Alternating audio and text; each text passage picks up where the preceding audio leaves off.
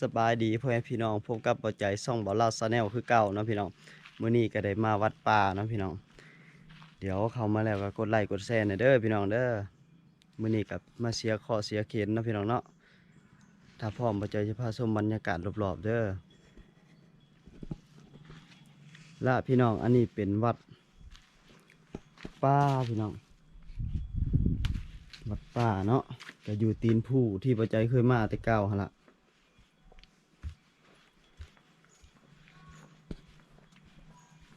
ก็มากับพ่อพุ่นแหละพ่อย่างไปก่อนละ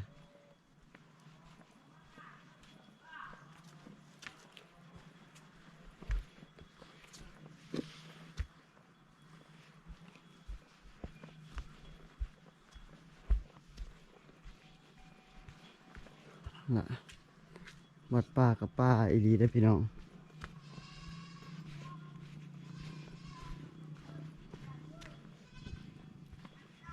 กระทางห้ามย่างขึ้นกับ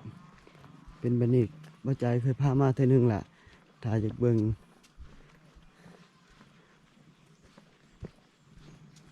อันนี้พ่อไปถามเพิ่นอยู่หันพอว่าศิลวัตรเพิ่นขึ้นนั่นละบ่มากับพ่อพี่น้อง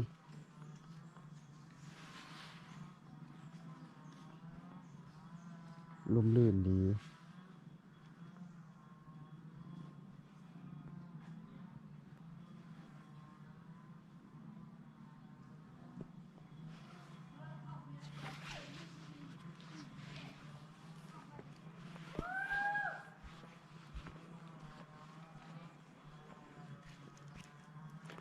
บรรยากาศรอบๆลมลื่นเลยพี่น้อง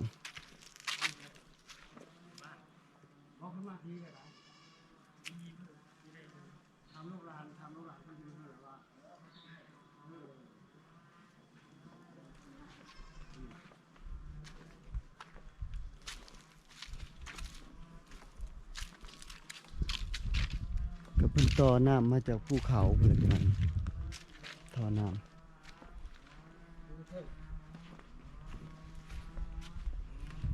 มหาศิลวัตรขึ้นเทิงแม่นบ่พอเดี๋ยวพอสบายดีเลยพอสบายดีสบายดีมาแก้บนบานให้ลูกชาย ย่างก้อนพอให้พ่อที่พาทางกล่องให้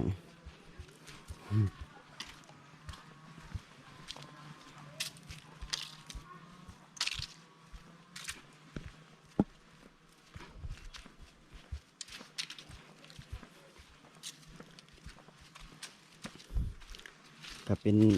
ทางแบบนี้เนาะพี่น้องขี้หินนั่นแหละอันนี้คือตีนผาตีนผู้ตีนผาเด่นก็สิมีพระพุทธรูปอยู่แบบนี้แล้วนี่สิเป็นป่านะพี่เนาะอันนี้เขาเอิ้นว่าป่าสงวนแห่งชาติดงผู้เวียงถ้าพี่น้องอยากมากะสามารถมาเล่นมาเที่ยวได้พี่น้องถ้าพี่น้องผ่านมาทางเมืองพิณแขวงสวรรณเขตเดี๋ยวปัจจัยจะพาเลาะพาเที่ยวถือว่ามันก็ยังเดิมอยู่พี่น้องเอ้ยยังไม่ได้ปรับปรุงอีกยังถือว่าเป็นเรื่องดีอีกเรื่องหนึ่งนะพี่น้องเพราะว่าสถานที่แห่งนี้กับคำที่ว่ากับเป็นสถานที่ศักดิ์สิทธิ์แห่งหนึ่งเนาะเพราะว่ามีต้นไม้เป็นหินน้ำแล้วก็มีห้อยพระบาท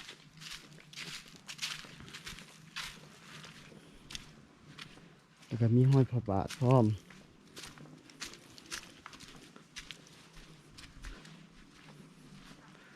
ทั้งพุ่นกับบอนเป็นบอนเสียงโศกเสียงซี่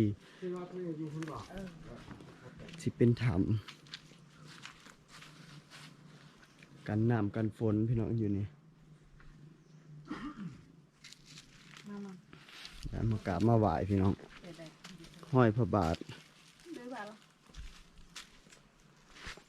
นี่เป็นห้อยพระบาทนี่แหละพี่น้อง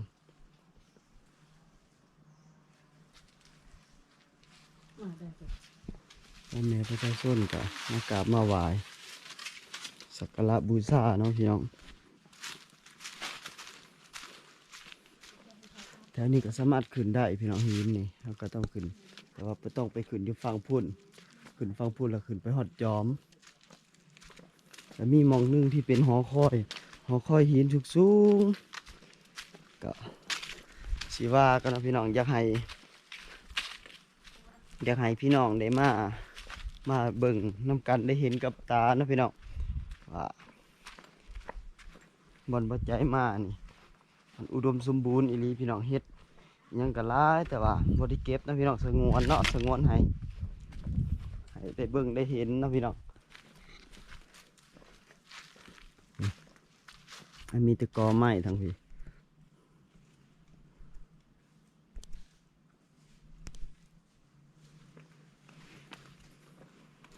หอมถูบหอมเทียน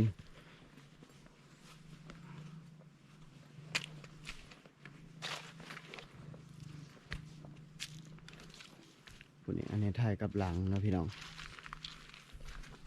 อันนี้วัดป่าเด้อวัดป่าดงผู้เวียงวัดถ้าพุ่นก็เป็นทางขึ้นคือกันแต่ว่าเฮาสิมาทางนี้มีหลายทางเนาะพี่น้องเดี๋ยวมื้อนี้ปัจจัยสิพาไปเบิ่งต้นไม้กลายเป็นหิน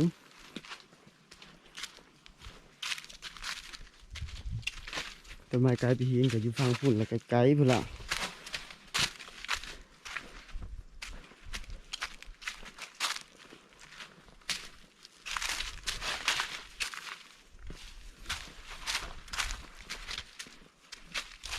นี่พ่อเพิ่นอยู่นี่ติ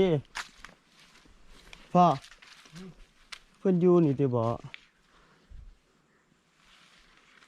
แม่นแหละเพิ่นอยู่นี่เดี๋ยวได้ขึ้นไปแก้ก่อนพี่น้องละขึ้นทางนี้พ่อโอ้โหเพิ่นนั่นสิพ่อเพิ่นหรือบ่ ถามมาที่เราเห็นยังไอ้สิ่งหลัก นี่เพิ่นอยู่นี่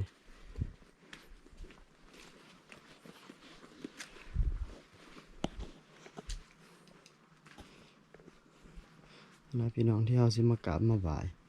เดี๋ยวจักหน่อยปัจจัยสิส่องกล้องเข้าไปทางในให้เบิ่งนะพี่น้องเนาะ เนาะโมเดลจอนนะอยู่ห้องอยู่คนนะ แล้วพี่น้องอันนี้สิมาเบิ่งพามาเบิ่งปู่เยอะยาเย้ยเนาะมีพระพุทธรูปอยู่ในละอยู่ในถ้ำนี้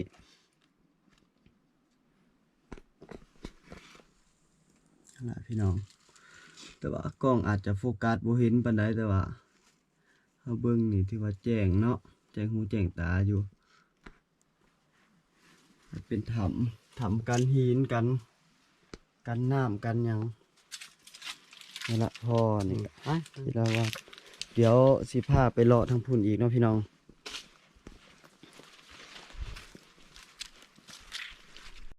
นี่ละพอเถานำหนาพี่น้องอันนี้เพิ่นสิพาเลาะพาเที่ยวพาชมบรรยากาศอันนี้เป็นวัดป่าแม่นบ่พ่อเฒ่า วัดป้าทั้งพระ วัดป่าทำพระอันนี้ถ้าผ่านมากอะมาลินมาเที่ยวได้อุดมสมบูรณ์อยู่ ทำพระนั่น อันนี้ก็ทำพระพี่น้อง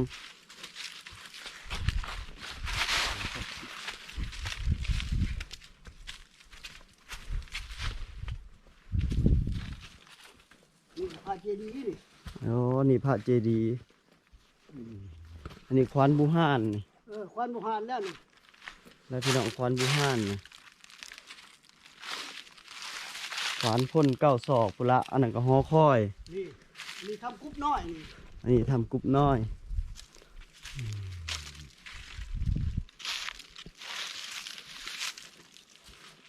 แต่ว่าตอนได้ขึ้นบันไดขึ้นพูน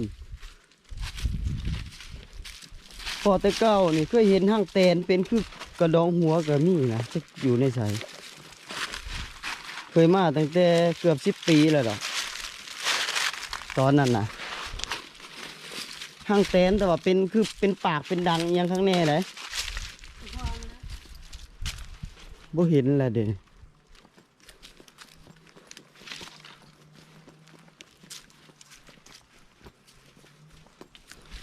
ำผ้าที่นั้นผ้าตั้งโอ้ อันนี้ก็ทำพระพี่น้องอ๋ออันนี้เต้า เออ เดี๋ยวพี่น้องเต้าเนี่ยเต้าหิน เต่าโบราณนี่แล้วนี่ เต้าโบราณพี่น้องนี่เด้ นี่ทำสนิทจะท้ายก็ทำผ้าได้อยู่ในทำรองเท้าเข้าไปทำพูดดูนั่นทำผ้าอีกฝั่งนึง ครับ ทำผ้าไปย่อมหู้นะแม่แบบพื้นฐานเลยสบายพื้นฐาน และนี่ก็พระพุทธรูปมันมิ่นหลายซอกหลายมุม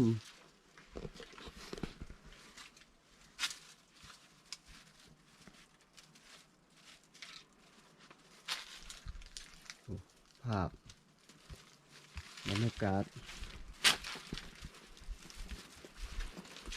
มาใหม่มาตอกเนาะ เออ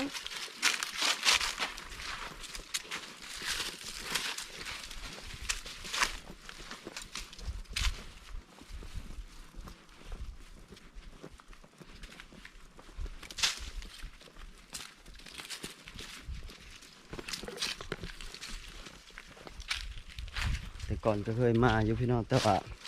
บ่ฮู้พื้นที่อันนี้พ่อเฒ่าเพิ่นพามาเบิ่งมาเลาะเพิ่นเป็นศิลวัตร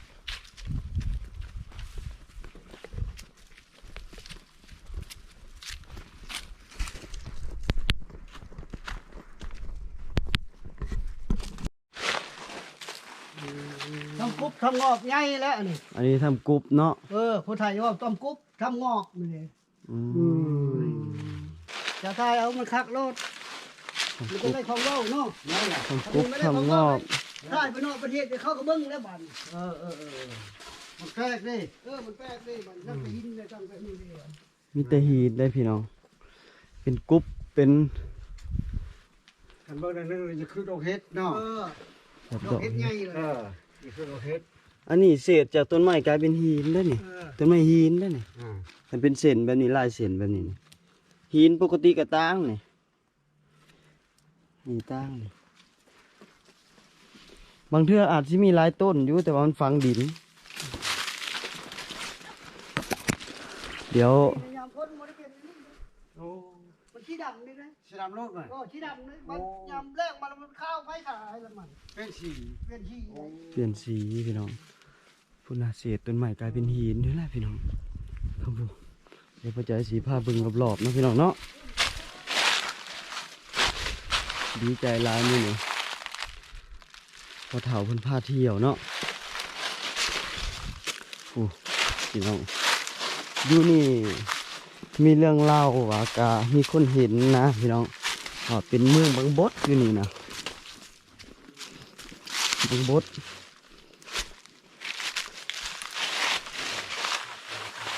ไผ่ตก เพื่อจะต้องเป็น คนหาไผ่สีเดียวกัน ให้ประโยชน์ได้ ทำไมธรรมชาติ ธรรมชาติมันดี แม่น ธรรมศาสตร์พี่น้องฝนตกนี่ลบฝนได้ โอ้ได้ก็เพื่อนแต่ชมขามก็เชิกอยู่นี่แล้วเขาอยู่ นั่นน่ะเขานั่นเนาะ โอ้ขาชมขาม เจอสงครามแต่เซิร์กเขาลีอยู่นี่แล้ว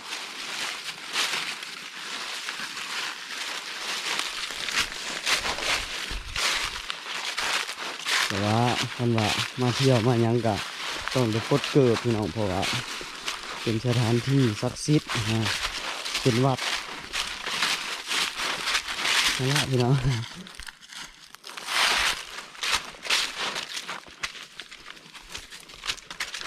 การแต่งตัวบอปันไดนะเพียงเนาะเพราะแต่นุ่งเครื่องมันมิดชิดนุ่งสินนุ่งส่งก็มาได้ แต่ทางดีกะไม่ยิ่งกับนุ่งสิน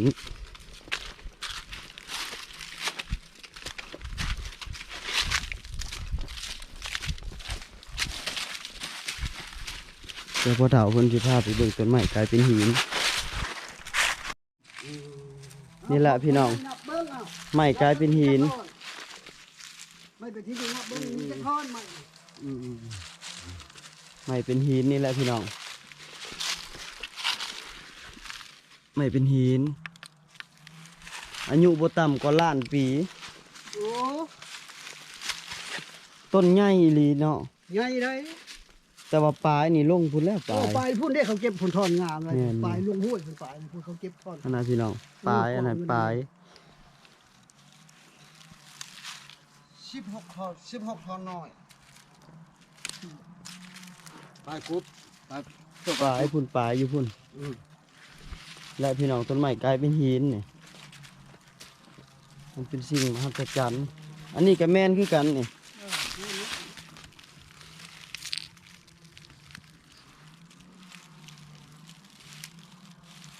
ต้นไม้กลายเป็นหินแล้วมันตกห่วยพี่น้องเลยก็พ่อแม่ประชาชนก็พากันเก็บขึ้นไปกองไว้อยู่พุ่น เขาไปชื่ออยู่ว่าชนะไทยมัน นั่นแหละนั่นแหละ และเป็นตาพี่น้องตาไม้อันนี้และตาไม้นี่ นี่มันนี่ประตูใหม่ใส่ข้าวชาวบ้านยัง เออ ใส่ข้าวชาวบ้านยังดิบอันนี้นะ เออ นี่ตามัน และพี่น้องตาไม้นี่ แต่ว่าเป็นหินแล้ว เป็นหิน เป็นหินทุกชิ้นส่วนหลายคันที่ว่ากันเนาะหลายล้านปี โอ้ จากเศษเล็กๆน้อยๆนี่ก็เป็นหินเบิดนี่แหละพี่น้องสิ่งมหัศจรรย์ เขาเลข อันนี้ก็ขอเลข ขอหลับขอโชค รับขอโชค ครับก็ถูกวัดชนะไทยมัน ศาสนาไทยมันอันนี้ บ่เฮ็ดเงาหน่วยห้าเลยเงา มาแล้วเออ อันนี้ง่ามันมาทอนมัน โอ้งามันตัวนี้เนาะ สันสันนิษฐานว่าสิเป็นไม้หยังพอนี่ ไม่เชือก นี่ได้ไม้อันนี้รถเป็นบ่ ไม่เชือกเลยเป็น มันซื้อเนาะ โอ้ไม่เชือกเบิ่งตามลายเส้นเนาะ นี่เบิ่งเช่นไม่เชือกนี่มัน ไม่เชือกพี่น้อง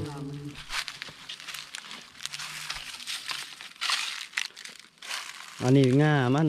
ที่ตกลงไปในห้วย แล้วก็เก็บขึ้นมากองทอนโฮมไว้เศษไม้กลายเป็นหินอันนี้พี่น้อง นี่จะเห็นขับมันมาเบิ่งตรงนี้มันเป็นเช่น นี่พี่น้องเป็นเส้นแบบ อันนี้ถือว่าเป็นเส้นไม้คักแน่อันนี้เป็นเส้นลายเส้นอยู่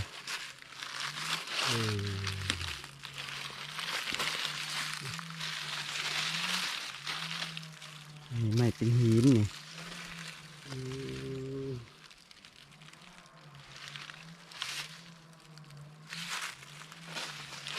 ฮะเขตวัดเบิดพี่น้องกว้างขวางก็เป็นที่ของพ่อเฒ่านี่แหละพ่อเฒ่านี่อายุ70แล้ว แต่ว่าเพิ่นแข็งแห้งผู้เฒ่าบ้านนอกเนาะผู้เฒ่าบ้านนอกนี่แข็งแห้งเพิ่น70แต่ได้พี่น้อง71แล้ว ตอนนี้เนาะ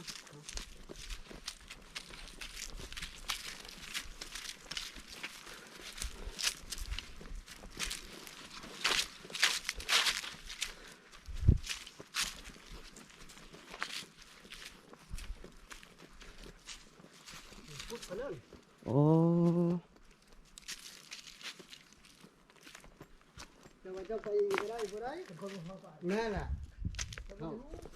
เข้าไปจักจุดดิ แม่นแม่น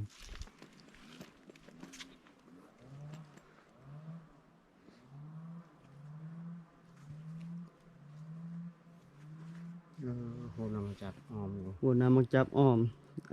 อันนี้เป็นเขตวัดเนาะทางพุ่นบ่แม่น ภาษาไทยเขาบอกว่าเรียกว่าภาษาไทยภาษาไทย สร้างเสียงห่างๆแบบนี้หลังนั้นอยู่พุ่น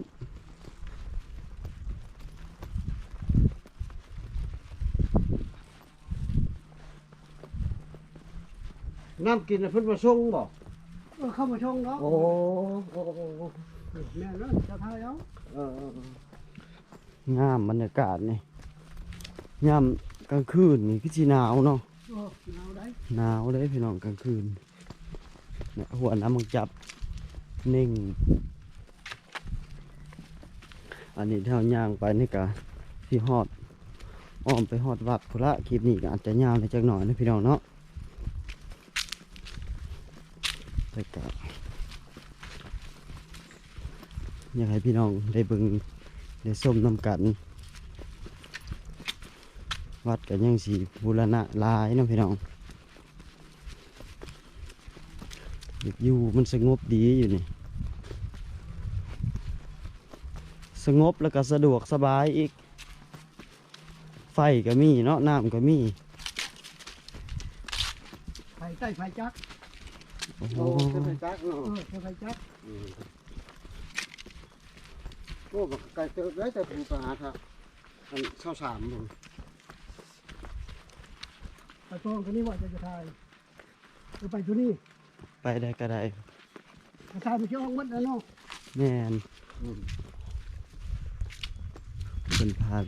นพาส้มพี่น้อง ไปตัวนั้นไปตัวนี้เกี่ยวขึ้นมาเลยเกี่ยวพุ่นเลยเกี่ยวนี่เลยพุ่นนั่นต่างหาก หลายเลขอันนี้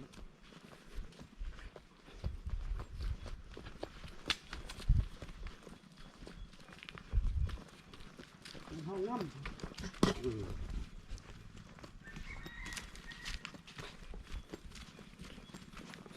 เพิ่นยังเคลียร์พื้นที่อยู่เนาะพี่น้อง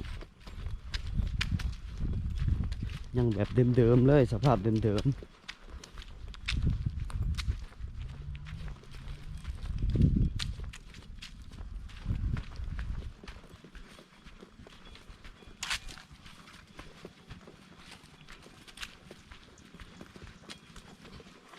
ทางพุ่นก็เป็นห้วยพี่น้องทางพุ่นห้วยน้ำใต้ไฟจักรเนาะบนติดจักรเอาบ่มีไฟฟ้าเข้ามาบ่ถึงมันไกล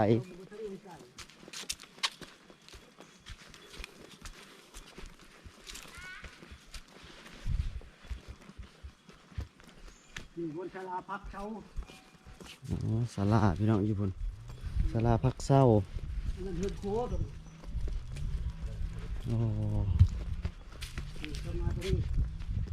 มันจะงามทายไปหมดอีก ถ่ายไปเบิดพี่น้องเอ้ยเก็บภาพบรรยากาศงามๆความสวยงามนี่ไว้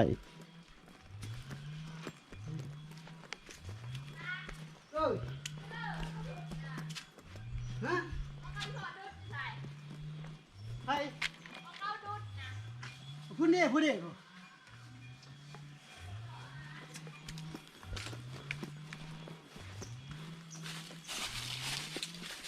มีหวยพี่น้องห้องหวย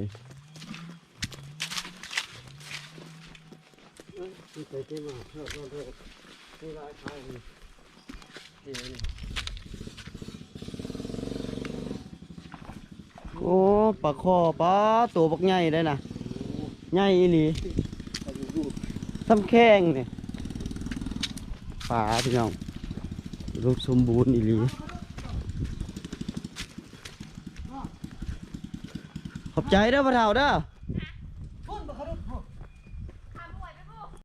อันนี้ทำเจพี่น้อง นี่โหช่าง อันนี้หัวสร้าง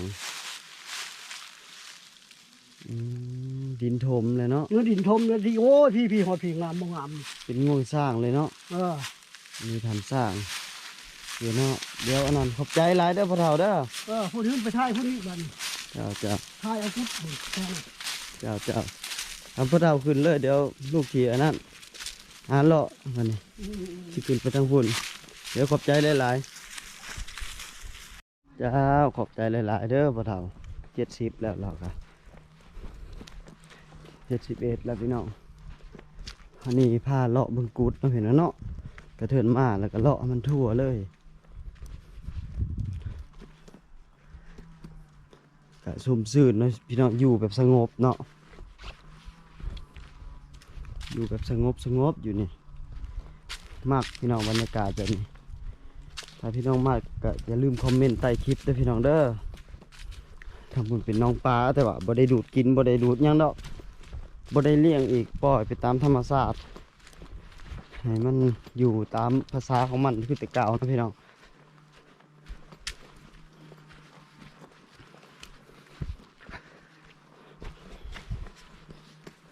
เส้นทางพาพี่น้องเลาะทั่วบ่ได้พอผู้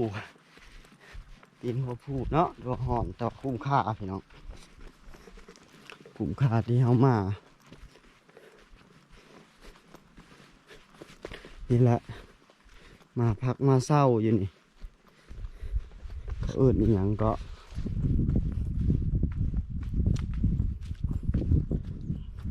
นั่งเล่นนั่งหัวกะเอาต้นไม้แถวนี้แหละเห็ดต้นไม้น้อยบัดเพิ่นจัดผ้าป่าคือสิม่วนพี่น้องคนหลายเพิ่นว่าจัดผ้าป่าแต่ก็ย่างเลาะดงได้พี่น้องเอ้ยเลาะโคกย่ำกลางคืนนี่แหละแต่ว่าได้ส่องไฟเอาแต่ก็อย่ามันนะพี่น้องเนาะแบบนี้แล้วมันม่วนผ้าป่าแบบเก่าแบบเดิม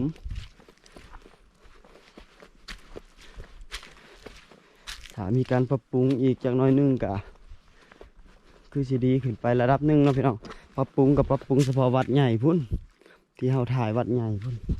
แต่บอนนี้ปล่อยให้มันเป็นสภาพเดิมดีแล้วในความคิด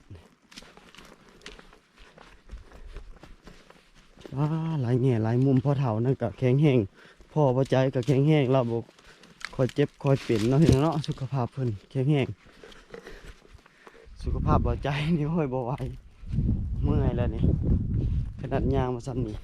ก็ถือว่ามาสุดค่านี้เนาะพี่น้องมาจบค่านี้เนาะพี่น้องพอเฒ่าเพิ่นพาเลาะก็เฮาบ่ได้ขึ้นไปเนาะพี่น้องเนาะ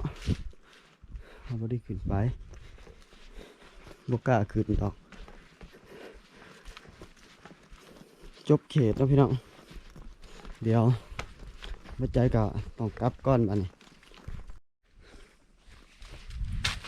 ก็ขอบคุณหลายๆขอบใจหลายๆพี่น้องเด้อที่เข้ามาเบิ่งแต่ต้นจนจบเนาะถ้าผิดพลาดประการใดก็ต้องขอโทษขออภัยไว้ณที่นี้ก็มีหยังบ่เหมาะสมบ่สมควรก็ต้องขอโทษขออภัยสามารถคอมเมนต์แล้วก็แสดงความคิดเห็นเนาะพี่น้องเนาะก็อย่าลืมกดไลค์กดแชร์กดติดตามให้บ่ใจนะพี่น้องบ่ใจสิพาเบิ่งสถานที่หลายๆบ่อนอีกอย่างหลายนะพี่น้องที่เฮายังบ่ทันได้ไปแถวบ้านนอกชนบทบ่โรงเรียนแถวชนบทเป็นแบบใดนะพี่น้องเนาะนักเรียนแถวชนเผ่ากุมุนะพี่น้องเนาะโอเคเนาะขอบใจหลายๆเด้อ